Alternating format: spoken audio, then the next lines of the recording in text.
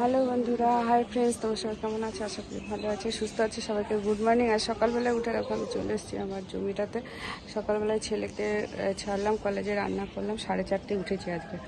উঠে রান্না করে ছেলেকে কলেজের বাসে তুলে দিয়ে আমি এবার বাগানে এসেছি। আজকে জল দেবো না, এরকম উচ্ছে ধরেছে, প্রচুর উচ্ছে হয়েছে, অনেক উচ্ছে হয়েছে, বুঝতে পারছো? দেখো, তো আমি একটু মাটি নিয়ে এসেছি, ওই মাটিগুলো দেবো আর ফুল তুলবে। যে এখানেও হয়েছে অনেক উচ্ছে, ঠিক আছে? তো উচ্ছেগুলো আর জল কালকে দিয়েছে, আজকে আর ইচ্ছা করছে না জল দিতে। আর আমার কলাটা কোথায়? এই যে কলার গাড়িটা দেখতে পাচ্ছি। তো চলো আমি একটু বাগানের কাজ করি, ফুল তুলবো।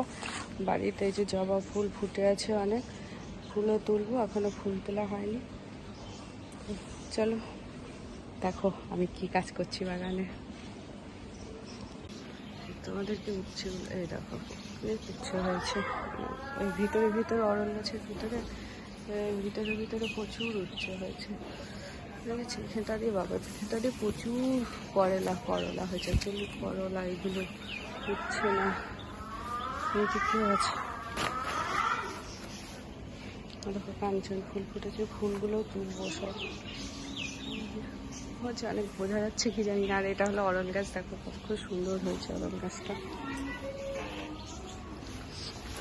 আর এই যে আমি ছোট্ট কুমড়ো গাছ লাগিয়েছিলাম, কুমড়োর চারা বড় হয়েছে এখন। এই যে জবা ফুল ফুটেছে, এই ফুলগুলোও তুলবো। তো চলো আগে আমি শেষ করে আছি।